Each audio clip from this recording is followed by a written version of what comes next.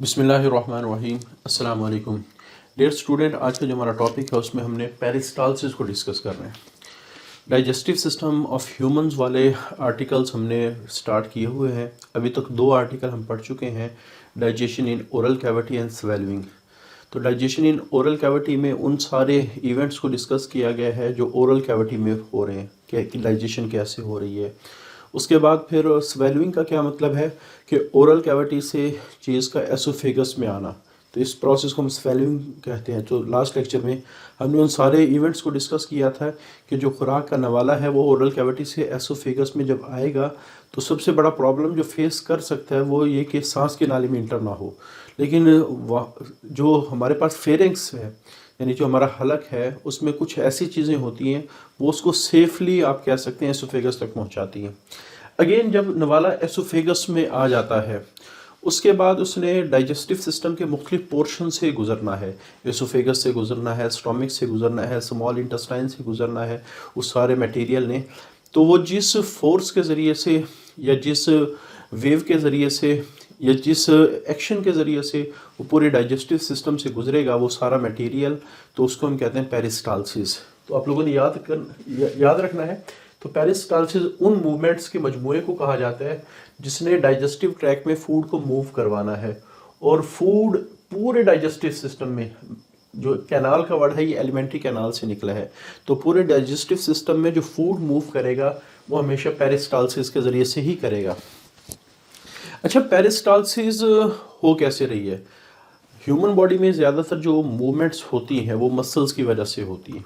हमारे पास मसल्स की मुख्तलिफ कैटेगरीज़ हैं। जैसे जो हमारे इंटरनल ऑर्गन में मसल हैं उनको स्मूथ मसल्स कहा जाता है। जो हमारे स्केलेटन के साथ अटैच उनको स्केलेटल मसल्स कहा जाता है। जो हमारे हार्ट में है वो कार्डियक मसल कहलाते हैं। अब चूँकि मसल्स मौजूद होते हैं हमारे डाइजेस्टिव सिस्टम के अंदर, तो उनकी कॉन्ट्रैक्शन और रिलैक्सेशन की वजह से ही आप कह सकते हैं फूड पूरे डाइजेस्टिव सिस्टम में मूव करेगा। तो पहली तो बात याद रखेंगे, जो पेरिस्टालसिस है ये जितना भी डाइजेस्टिव सिस्टम है, अगर हम डाइजेस्टिव सिस्टम का क्रॉस सेक्शन देखें, जैसे मैं कहता हूँ कि हमारे पास 2 तरह के सेक्शंस होते हैं। यानी जब किसी चीज़ को हम कट करते हैं तो एक को हम कहते हैं क्रॉस सेक्शन या ट्रांसफर सेक्शंस, और एक को हम कहते हैं लॉन्गिट्यूडिनल सेक्शन।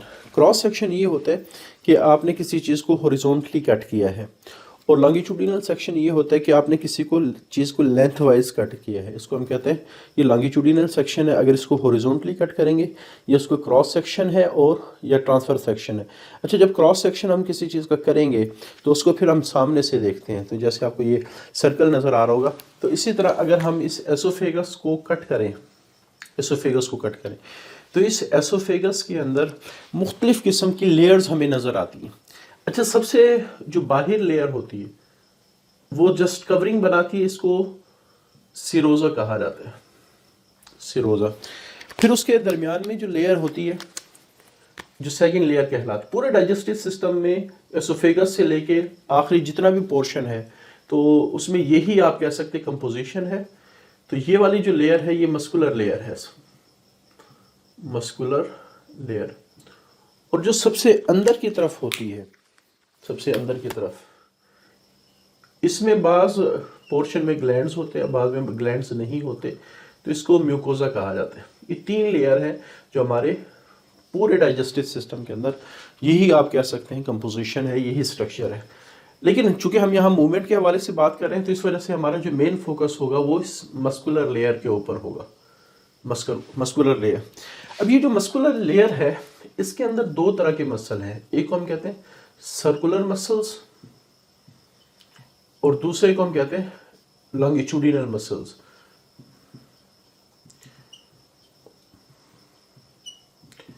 और ये दोनों मसल्स हमेशा एंटागोनिस्टिक हैं। एंटागोनिस्टिक मसल्स में उन एक्शंस को कहा जाता है जिसमें मसल का पेयर काम कर रहा होता है, लेकिन एक पेयर का एक मेंबर जो काम करता है दूसरा मेंबर उसके अपोजिट काम करता है। क्या मतलब कि हमारे पास मसल्स में 2 फेजेस होती हैं, कॉन्ट्रैक्शन की, एक रिलैक्सेशन की। तो अगर एक पेयर का मेंबर कॉन्ट्रैक्शन कर रहा है तो दूसरा मेंबर रिलैक्सेशन करेगा। अब यहाँ चूंकि 2 किस्म के मसल हैं, सर्कुलर और लॉन्गिट्यूडिनल, तो ये एंटागोनिस्टिकली काम करेंगे। यानी जिस वक्त सर्कुलर मसल कॉन्ट्रैक्ट करेगा तो लॉन्गिट्यूडिनल मसल रिलैक्स करेंगे, और जिस वक्त लॉन्गिट्यूडिनल मसल कॉन्ट्रैक्ट करेंगे तो सर्कुलर मसल क्या करेंगे, रिलैक्स करेंगे। तो बहरहाल ये जो पेरिस्टाल्सिस की वेव है इसमें सर्कुलर और लॉन्गिट्यूडिनल मसल्स की कॉन्ट्रैक्शन होगी, उसके बाद फिर ये रिलैक्सेशन के अंदर, और अल्टरनेटिवली ये काम होगा। तो इसका इफेक्ट क्या होगा? सबसे पहले तो आप लोगों ने इसका इफेक्ट याद रखना है। जैसे मैं कहता हूँ कि हमारे पास अगर सर्कुलर मसल्स, यहाँ लिख देता हूँ मैं, SCM से मुराद सर्कुलर मसल जब कॉन्ट्रैक्ट करते हैं तो हमारे पास जो ट्यूब है ये स्क्वीज कर जाती है, पिचक जाती है, कॉन्ट्रैक्ट कर जाती है। और जो लॉन्गिट्यूडिनल मसल जब कॉन्ट्रैक्ट करते हैं तो ये वाली जो ट्यूब है ये डायलेट कर जाती है, फैल जाती है। यानी आप ये समझ लें कि ये जो आप कह सकते हैं जब फूड एसोफेगस में इंटर होता है, जहां आपको स्क्वीजिंग नजर आती है, इसको हम कहते हैं स्क्वीजिंग, तो वहां सर्कुलर मसल ने कॉन्ट्रैक्शन की हुई है। और जहां आपको डायलेशन नजर आती है तो वहां सर्कुलर मसल ने, सॉरी लॉन्गिट्यूडिनल मसल ने कॉन्ट्रैक्शन की हुई है। क्लियर? तो इस वजह से जब फूड मूव करता है तो ये एक वेव सी बनती है। इस वजह से जब हम इसको प्रोसेस को डिफाइन करते हैं, it is a wave of contraction of circular and longitudinal muscle proceeded by relaxation. तो ये दोनों मसल कॉन्ट्रैक्शन करेंगे, रिलैक्सेशन करेंगे, और इसकी वजह से क्या होगा? स्क्वीजिंग द फूड स्क्वीज होगा। जैसे मैं कहता हूँ कि हमारे पास फूड का पार्टिकल इस ट्यूब के अंदर इंटर हुआ, जो ही ये इंटर होगा, आप लोगों ने अक्सर देखा होगा, जैसे सुबह के वक्त जब आप लोग ब्रश करते हो तो जब पेस्ट निकालते हो ट्यूब से, तो आपने देखा होगा कि उसको ट्यूब को ऐसे प्रेस किया जाता है। तो उस प्रेसिंग से क्या होगा? ये स्क्वीजिंग है, इसको प्रेस करना क्या कहलाता है? स्क्वीजिंग क्या? तो इस स्क्वीजिंग से क्या होगा कि जो मटेरियल अंदर है तो वो आगे की तरफ जाएगा, और हमेशा स्क्वीजिंग बैक साइड से की जाती है, मटेरियल आगे की तरफ जाता है। तो आप लोगों ने याद रखना है कि जिस वक्त फूड का पार्टिकल एसोफेगस में इंटर होगा, उसके जो बैक साइड है उसके ऊपर सर्कुलर मसल कांटेक्ट करेंगे और इसकी जो बैक है वो स्क्वीज कर जाएगी। तो यानी आप ये समझ लें कि इसकी बैक साइड से इसको प्रेस किया जाएगा। जब ये प्रेस किया जाएगा फूड का पार्टिकल आगे चला जाएगा, ठीक हो गया। फिर उसके बाद उसकी बैक साइड से फिर इसकी स्क्वीजिंग की जाएगी, और अगली साइड से जो लॉन्गिट्यूडिनल मसल है वो कॉन्ट्रैक्ट कर रहे होते हैं और सर्कुलर मसल रिलैक्स कर रहे होते हैं। इस वजह से अगली साइड क्या हो जाएगी? थोड़ी सी डायलेट कर जाएगी, जिसकी वजह से आगे आना इसका आसान हो जाए, क्योंकि आगे भी अगर स्क्वीजिंग कर दी जाए तो फिर ये दोबारा पीछे चला जाएगा। इस वजह से हमेशा जो बैक ऑफ द फूड है वो स्क्वीजिंग कर रही होती है, फिर आगे जाएगा, फिर मजीद उसकी स्क्वीज, तो इस तरह करके ये पूरे डाइजेस्टिव ट्रैक के अंदर इसी तरह मूवमेंट होगी। तो ये हमारे पास प्रोसेस है। It consist of wave of contraction of circular and longitudinal proceeded by relaxation. तो ये क्या करेगा? स्क्वीजिंग द फूड, ये फूड को ऐसे स्क्वीज करके आगे की तरफ लेके जाएगा। अच्छा, ये स्टार्ट कहाँ होती है? जैसे मैंने अभी बताया कि ये हमेशा जो ही एसोफेगस में फूड का पार्टिकल इंटर होते तो उसके फूड के बैक साइड पे हमेशा ये काम हो रहा होता है। जैसे मैंने दोबारा मिसाल समझे कि जो ट्यूब है आप उसको प्रेस कर रहे होते हैं हमेशा ऐसे, अगर थोड़ा है तो आप थोड़ा जोर से प्रेस करेंगे, और ये बक्कल कैविटी से जो ही फूड एसोफेगस में इंटर हुआ ये काम शुरू हो जाएगा, स्टोमिक में भी रहेगा, पूरे एलिमेंट्री कैनाल में ये सारी की सारी मूवमेंट रहेंगी। इस तरह हमारे पास जो फूड का जो पार्टिकल है वो आगे मूव करता हुआ चला जाए।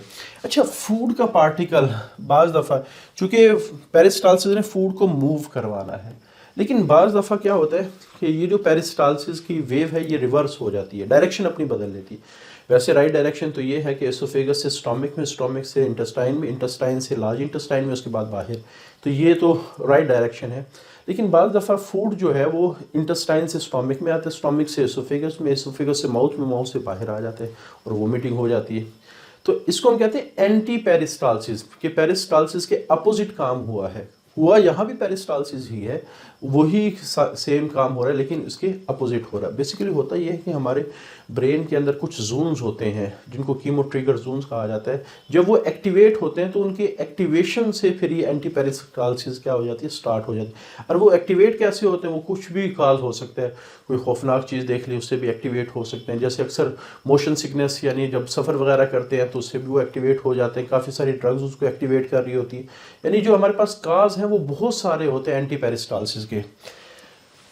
ओकेजनली द मूवमेंट और रिवर्स, ये जो मूवमेंट है बाज़ दफ़ा उल्ट हो जाती है विद द रिजल्ट, जिसका रिजल्ट क्या निकलेगा, फूड में बी पास, जो फूड है वो पास करेगा फ्रॉम इंटेस्टाइन से स्टोमिक में आएगा, एसोफेगस में आएगा और माउथ के अंदर आएगा। This movement is called as anti peristalsis. अच्छा, आखिरी जो बात है वो हंगर पेन्स। अक्सर हम सुनते हैं कि हमारे पेट में चूहे कूद रहे हैं, तो बेसिकली वो चूहे नहीं होते, वो बेसिकली क्या होते हैं, हंगर पेन्स होते हैं। इसमें होता क्या है, सबसे पहले पेरिस्टालसिस ने मूव करना है फूड को, ठीक है, आगे की तरफ, एसोफेगस से स्टोमिक में, स्टोमिक से स्मॉल। हमारा जो स्मॉल इंटेस्टाइन वो जगह है जहाँ से फूड डाइजेस्ट होकर ब्लड में जाता है और ब्लड से बॉडी टिश्यू में चला जाता है। अब ब्लड के अंदर हर चीज़ का लेवल मेंटेन किया जाता है, ब्लड के अंदर हर चीज़, ना वो ज़रूरत से ज़्यादा होगा ना ज़रूरत से कम होगा। जैसे मैं कहता हूँ ग्लूकोज अगर ज़रूरत से ज़्यादा हो तो वो हमारे मसल्स के अंदर स्टोर हो जाते हैं, हमारे लिवर के अंदर स्टोर हो जाते हैं। अगर ज़रूरत से कम हो तब भी हमारी बॉडी उसको रिएक्शन शो करती है। उनमें से एक रिएक्शन हंगर पेन्स का भी है। कैसे, जैसे मैं कहता हूँ कि ब्लड के अंदर शुगर कम हुआ, ग्लूकोज कम हुआ, अब हमारी बॉडी ग्लूकोज को डिमांड करेगी, हमारे ब्रेन को मैसेज जाएगा कि ब्लड के अंदर ग्लूकोज कम होता है। ब्रेन स्टोमिक को मैसेज भेजेगा, इंटेस्टाइन को मैसेज भेजेगा कि अगर फूड है तो उसको स्मॉल इंटेस्टाइन के उस पोर्शन जिसको इलियम कहा जाता है वहाँ तक पहुँचाया जाए, ताकि वहाँ से एब्जॉर्प्शन होके ग्लूकोज ब्लड में जाए। तो फिर हमारा जो स्टोमिक है वो पेरिस्टालसिस थोड़ी सी फोर्सफुली शुरू कर देता है। क्योंकि आपने देखा होगा जब ट्यूब, जैसे मैं मिसाल ट्यूब की देता हूँ, कि अगर ट्यूब भरी हो ना तो आप आराम से प्रेस करेंगे तो आप वो जो भी पेस्ट है वो बाहर की तरफ बड़ी आसानी से निकल आएगा। लेकिन अब ट्यूब में थोड़ा हो तो आपको थोड़ा ज़ोर से प्रेस करना पड़ेगा। अगर खुदा ना खास्ता ट्यूब ऑलमोस्ट ख़त्म होने पे हो फिर तो बहुत ज़्यादा ज़ोर लगाना पड़ता है ताकि फूड का वो जो पेस्ट है वो बाहर। अगर बिल्कुल आखिरी कतरा हो फिर तो आप इतना ज़ोर लगाते थे बाज़ दफ़ा पसीने आना शुरू हो जाते हैं और जो आप कह सकते हैं वो फिर भी नहीं निकलता। तो सेम हमारे पास यहाँ काम हुआ है कि जब ब्लड को ग्लूकोज चाहिए तो अब जाहिर बात अगर फूड ज़्यादा है तो हल्की सी पेरिस्टालसिस से वो फूड स्मॉल इंटेस्टाइन के पोर्शन में पहुंच जाएगा और ब्लड के अंदर ग्लूकोज चला जाएगा। लेकिन अगर ब्लड को तो ग्लूकोज चाहिए, स्टोमिक में या इंटेस्टाइन में फूड कम है तो फिर जाहिर बात है थोड़ा सा फोर्सफुली उसको आगे भेजना पड़ेगा। लेकिन अगर स्टोमिक में फूड और कम है तो फिर फोर्सफुली ज़्यादा फोर्स लगानी पड़ेगी ताकि स्मॉल इंटेस्टाइन तक वो जो थोड़ा सा रहेगा। अगर खुदा ना खासा स्टोमिक और स्मॉल इंटेस्टाइन बिल्कुल खाली है और ग्लूकोज ब्लड के अंदर बहुत कम हो चुका है तो फिर ब्रेन बार बार स्टोमिक को मैसेज भेज रहा होता है कि अपने अंदर कोई भी पार्टिकल उसको तेज़ी से फोर्सफुली कॉन्ट्रैक्ट करवाता है। तो इसको हम कहते हैं हंगर पेन्स पड़ गए कि जो पेरिस्टालसिस वे फोर्सफुली हमारे स्टोमिक को, हमारे स्मॉल इंटेस्टाइन को कॉन्ट्रैक्ट करवा रही है ताकि फूड आगे जाए। हालांकि फूड है नहीं तो ब्रेन से बार बार मैसेज आ रहा होता है। तो यहाँ एक छोटी सी इन्फॉर्मेशन भी हम शेयर करते हैं। ये जो आप कह सकते हैं हंगर पेन्स, ये बाज़ दफ़ा इतनी ज़्यादा फोर्सफुल होती है कि इंसान पेट पकड़ने पे मजबूर हो जाता है।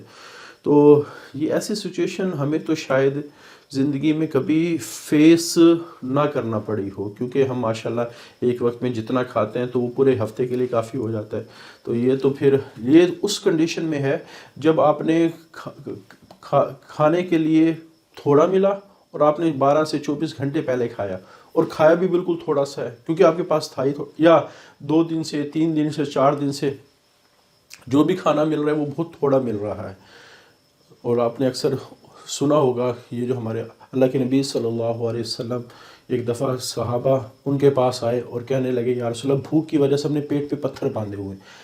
पेट पे पत्थर बांधने का मकसद क्या था कि जिस वक्त ये हंगर पेन्स होते हैं तो इतने ज़्यादा ये पेनफुल होते हैं कि बंदे को मजबूरन पेट पकड़, अब पेट तो हर वक्त नहीं पकड़ा जा सकता तो पुराने लोग क्या करते थे कि पेट पे ना ऐसे पत्थर बांध लेते ताकि वो प्रेस हो जाए। प्रेस होने से ये जो कॉन्ट्रैक्शन वो फड़फड़ाने वाली कैफियत है स्टोमिक की या इंटेस्टाइन की वो कम हो जाती थी। तो अल्लाह के नबी ने फिर अपना जो कपड़ा उठाया और फरमाया कि मैंने 2 पत्थर बांधे। तो इसका मतलब ये है उन्होंने तो वैसे ही काफ़ी अरसा यानी उनके ऊपर तो 1-2 महीने के फाके आते थे तब जाके ये कंडीशन होती थी। तो ये तो कंडीशन इस हंगर पेन्स का तो उसी को एहसास है जिसने ये फेस किया हो। मैं आपको इन अपने लफ्ज़ों में इस चीज़ को बयान नहीं कर सकता, क्योंकि शायद ही इस वक्त हम कोई ऐसे ज़माने में एक दूसरे के साथ इतना कांटेक्ट होता है कि इस तरह की जो सिचुएशन है किसी एक आदे के साथ हो रही हो, वरना अक्सर जो लोग सोते हैं वो अक्सर खाना उनको मिल जाता है, ना भी हो कोई उसके रिश्तेदार बहन भाई उसकी ज़रूरत पूरी कर देते हैं। बस मैं अल्लाह से दुआ करूँगा कि अल्लाह ताला हमें इस तरह की आजमाइशों से बचाए। तो हंगर पेंस बेसिकली ये है पेरिस्टालसिस कॉन्ट्रैक्शन ही, और ये किस वक्त स्टार्ट होंगी जब ब्लड के अंदर ग्लूकोज कम होगा। तो हमारा डाइजेस्टिव सिस्टम तेज़ी से पेरिस्टालसिस मूवमेंट शो करेगा ताकि जो फूड है वो स्मॉल इंटेस्टाइन में जाए और वहाँ से ग्लूकोज को ब्लड में भेजे। और ये बाज़ दफ़ा इतनी स्ट्रॉन्ग होती हैं कि पेट के अंदर एक बेचैनी सी की कैफियत क्रिएट करती हैं, और ये 12 से 24 घंटे बाद आमतौर पे, और कुछ लोग ऐसे होते हैं ख़ास तौर पे जो शुगर के मरीज़ होते हैं तो उनमें ये थोड़े टाइम में भी शो हो जाती है। अच्छा, आखिरी जो हमारे पास चीज़ है वो रोल ऑफ ग्रेविटी। ज़ाहिर बात है ग्रेविटी हर चीज़ को नीचे की तरफ खींच रही है, तो हमारा जो डाइजेस्टिव सिस्टम में फूड गया है तो ग्रेविटी उसको असिस्ट करेगी। और ख़ास तौर पे जो लिक्विड है, लिक्विड आमतौर पे पेरिस्टालसिस से नहीं मूव करता, वो आमतौर पे जाता ही ग्रेविटी की वजह से है। लेकिन अगर ग्रेविटी ना भी हो तो हमारे पास पेरिस्टालसिस जो कॉन्ट्रैक्शन है वो इतनी फोर्सफुल होती हैं तब भी फूड को वो सही डायरेक्शन। एक शख्स है वो उल्टा लटका हुआ है, वो खाना खाता है, अब ग्रेविटी तो उसको नीचे खेल रही, तो उसका वाला मुंह से एसोफेगस से निकल के बाहर आना चाहिए, लेकिन ये इतनी फोर्सफुल होती हैं तब भी फूड को सही डायरेक्शन में यानी एसोफेगस, स्टोमक और स्मॉल इंटेस्टाइन के अंदर ही धकेलती हैं। हाँ, जब आप उल्टे लटक के पानी पिएंगे तो आप देखेंगे कि पानी को पीना थोड़ा सा मुश्किल है, और पानी अगर पिए तो बाद दफ़ा वापस क्या भी आ जाती है, क्योंकि लिक्विड के ऊपर ग्रेविटी का ज़्यादा असर होता है। क्योंकि लिक्विड में आमतौर पे ये जो पेरिस्टालसिस कॉन्ट्रैक्शन इतनी इन्वॉल्व नहीं होती, वो ज़्यादातर जाता ही वो ग्रेविटी की वजह से है। तो gravity assist the movement of material through oesophagus specially when liquid are swallowed, जब लिक्विड को स्वेलो किया जाएगा, निगला जाएगा। लेकिन पेरिस्टालसिस कॉन्ट्रैक्शन जिसमें पूरे डाइजेस्टिव सिस्टम में मूव करवाना है वो इतनी पावरफुल होती हैं कि स्वेलो करना ये फिर भी एक शख्स के लिए पॉसिबल है, चाहे वो उल्टा ही क्यों ना लटका हो या वो उल्टा खड़ा हुआ हो।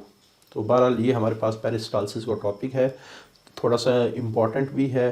इसके डायग्राम की आप लोगों ने प्रैक्टिस करनी है। यहाँ तो मैंने सिंपल से डायग्राम बनाई है जो आप लोगों ने बुक में बनाए, और ये काफ़ी दफ़ा बोर्ड के पेपर में आया हो तो इम्पॉर्टेंट है। और मैं अगेन दोबारा कि ये जितने भी हम पोर्शन पढ़ रहे हैं ये सारे इस चैप्टर के इम्पॉर्टेंट 3 पोर्शंस हैं। तो अगला जो हमारा आर्टिकल है कि जब फूड मूव करके स्टोमक में आएगी, अब स्टोमक में क्या कुछ हो रहा है इसको इंशाल्लाह अगले लेक्चर में डिस्कस करेंगे। आज के लिए इतना ही, अल्लाह हाफिज़।